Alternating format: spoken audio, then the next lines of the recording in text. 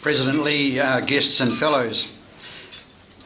Somewhere around 15 years ago, it used to be the practice of the club, just when the fines were being levied, to put $1 in the plate. In fact, I'd love to know where the term sunshine box comes from. I've searched all sorts of places and can't find it. I'd love to know how it ever got that term.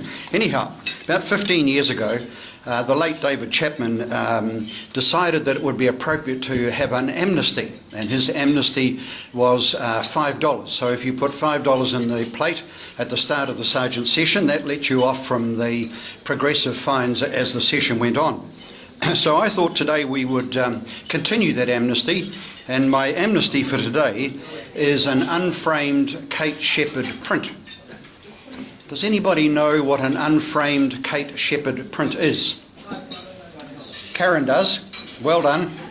Okay, for those of you who don't know, next time you get one of these blue things, have a look at it and you'll see it's Kate Shepherd.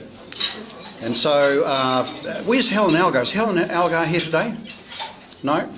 And Jeff Bascand isn't here. Two people who ought to have known what a Kate Shepherd print was. So that's the amnesty for today. And to start the finding session, would all the Scots College old boys please stand? Only two of you, goodness me. Three. Nick, welcome. Yeah. And would all the Wellington College old boys please stand? And St Pat Silverstream? They all got No. Scots College because you won, so you have to pay, and Wellington College because that's my old alma mater, and we are commiserating for having not got to the final. So who was down the back there? Charles, thank you. I noticed that this year is my 30th anniversary of a membership of the Rotary Club of Wellington. Anybody else celebrating a 10-year anniversary? 20 years? 30 years? Nobody else has been around that long, surely. Hello, Beverly. Right, well, something in the plate from you too, please. And Dave Henderson, our new member. I don't think Dave's here because I saw him walking down the street earlier. It was his 30th wedding anniversary. Dave usually sits at that table over there where Hewitt is, so that table can contribute on behalf of Dave. Thank you. Now, one of the things that I've noticed over the last 2 or 3 years is that the dress standard for men is starting to decline.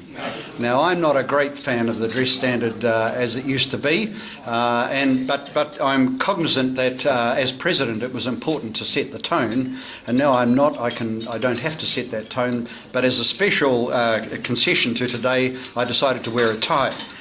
Now, I decided, President Lee, first of all, that you should be fined for not having a dress code committee. I've been through the committee list and there's no dress code committee. So you can be fined for that. And Ulf, you don't have to stand up, but Ulf is the chairman of the dress code committee.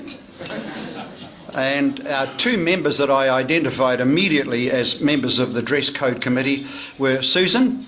Susan's always so well attired, so you're a member of the committee, so you can contribute. And Ian Prisk, who managed to escape my net today, so I'll get him next time. Would the following members please stand? Peter Bushnell, Peter Cornish, Derek Gill, Gray Hewson, Andrew Jackson, Martin Lennart, Brian McKeon, Chris Parkin, Francis Weavers. What do they all have in common? No ties, you've got it. And not only that, but they didn't have a tie when the club mugshot was taken. So I think that's a fine for just not respecting the club mugshots. Most of you know that I've just returned from a honeymoon. Does anybody know the origin of the word honeymoon? Where did it come from? We talk about it frequently enough. Where did it come from? Nobody knows? Okay, if you don't know, and obviously you don't, then if the fluttering of a Kate Shepherd print hasn't already hit the plate, would you please contribute some more? The idea is reputed to have come from 1546. The idea is that the first month of marriage is the sweetest. I'll comment on that in a year's time. And Samuel Johnson compared the mutual affection of married persons to the changing moon, which is no sooner full than it begins to wane. which I thought was a bit cynical, but never mind, there we go. And the honey part seems to come from the Middle Ages. It was the practice in the Middle Ages to give a married couple a month's supply of mead. So if you've drunk mead, would you please put something in the plate?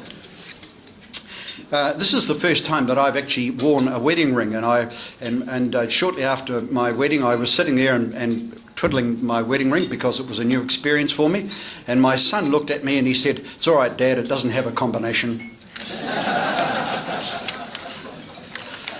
Without going into any detail, our first night was at Mr. Parkin's fine establishment. So those who have been into the museum hotel, would you please contribute? And then we had 10 days in Rarotonga. Those who haven't been to Rarotonga, anybody hasn't been to Rarotonga? Yeah, well, it's a great place to go to, so you can contribute, please.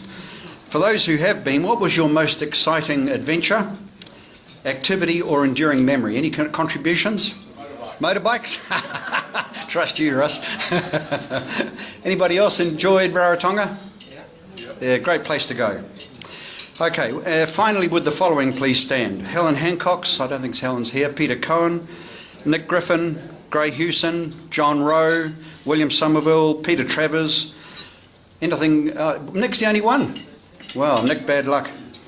These, all those people are members of the Jumbo Tennis Committee, and I'm fining them because William chased me while I was on honeymoon to sign some documents, and I thought that surely the Jumbo Tennis Committee could have taken care of that. So, Nick, you're... yeah, but not in Rarotonga. Thank you, President.